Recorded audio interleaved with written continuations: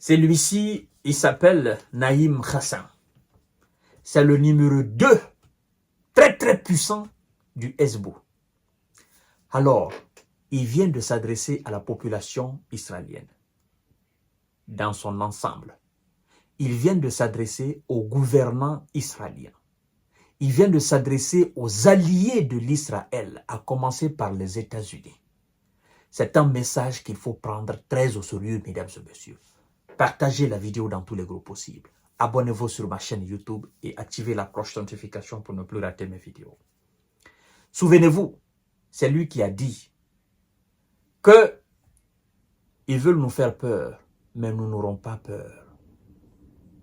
Et nous allons mener cette guerre longue, dure, douloureuse et énormément coûteuse pour l'Israël. Il vient de dire, c'est un avertissement qu'il donne. Il dit à M. Benyan et à ses alliés occidentaux, nous n'avons jamais refusé un cessez-le-feu.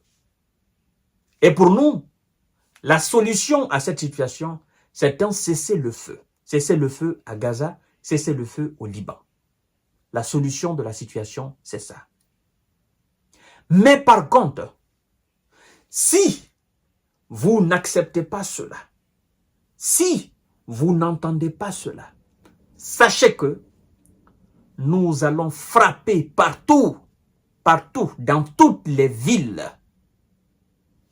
sur le territoire de M. Benyan. Ils ont fait montre de capacité de cela. Ils ont envoyé des missiles qui ont traversé tout le pays. Ils ont envoyé des drones qui ont traversé tout le pays. Ils ont prouvé aux yeux du monde qu'ils ont la capacité de mettre en exécution ce qu'ils disent. C'est intelligent ce que le chef vient de faire. C'est comme ce que Vladimir Poutine fait. Il continue les opérations. Il dit, la porte de la Russie n'a jamais été fermée et ne sera jamais fermée à une négociation.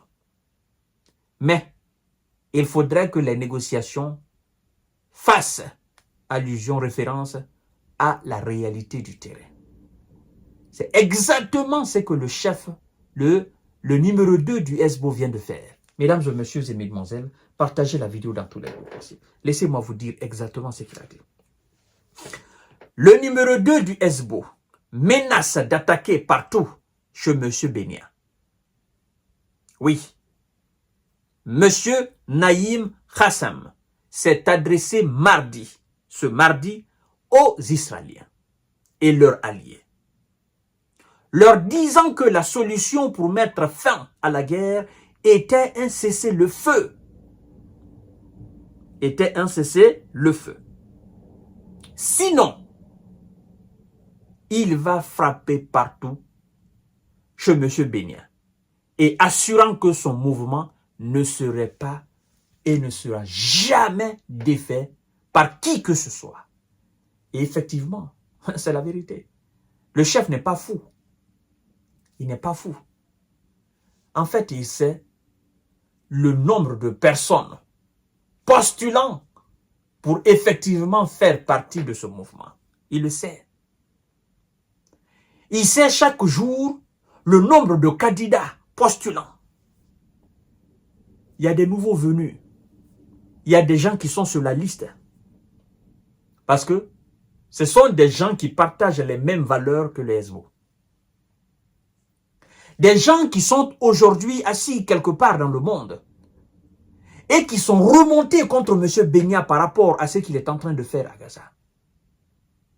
Les gens qui se déplacent des 4 coins du monde, qui ne sont même pas des Libanais, encore moins des Iraniens, qui viennent se battre aux côtés du Hezbollah, comme d'autres sont en train de se battre aux côtés de M. Zelensky, qu'on appelle la Légion internationale.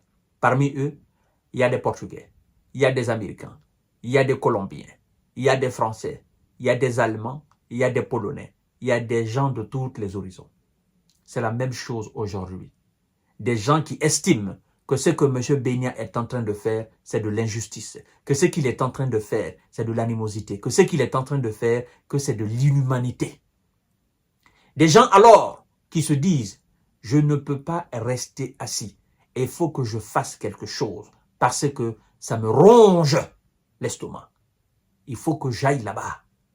Il y a ces gens, ce sont des centaines de milliers. C'est pourquoi je vous dis, le chef n'est pas fou. Conscient de tout cela, il se dit, nous voulons un cessez-le-feu. Ce n'est pas de la faiblesse, mais nous pensons que c'est la solution. Mais si vous ne voulez pas cela, ben nous allons continuer. Eh bien, nous allons continuer à faire la fête. Vous envoyez, nous envoyons. Oui, vous envoyez des missiles, nous enverrons. Vous frappez des routes ou dans d'autres villes, nous allons encore frapper chez vous dans les villes. Vous savez d'ailleurs, nous avons frappé un camp. Nous avons frappé combien de villes, de villages. Vous savez que nous avons la capacité. Et pendant tout ce temps, nos hommes sont sur le terrain, au sud. Ils font face à vos gars. Ils ne reculent pas. C'est vous qui reculez. C'est vous qui reculez. Dans vos rangs, ça tombe. Vous ne dites pas la vérité. Mais nous savons que ça tombe. Et donc, pour désamorcer toute cette situation, passons autour de la table. Et arrêtons tout ça. C'est de l'intelligence. Pour ne pas que les Occidentaux disent « Oh non, les gars du Hezbollah ne veulent pas la paix. Ils ne veulent pas le cessez-le-feu. » Non, c'est faux. Quiconque vous dit que les gars du Hezbollah ne veulent pas le cessez-le-feu, c'est faux. Ils disent « Cessez-le-feu à Gaza, cessez-le-feu au Liban. Cessez-le-feu au Liban, cessez-le-feu à Gaza. » On ne peut pas cesser le feu au Liban et continuer à Gaza. Parce que c'est Gaza qui a entraîné le Liban. Voilà. Donc, cessez le feu dans ces deux endroits-là. Il faut que ça s'arrête.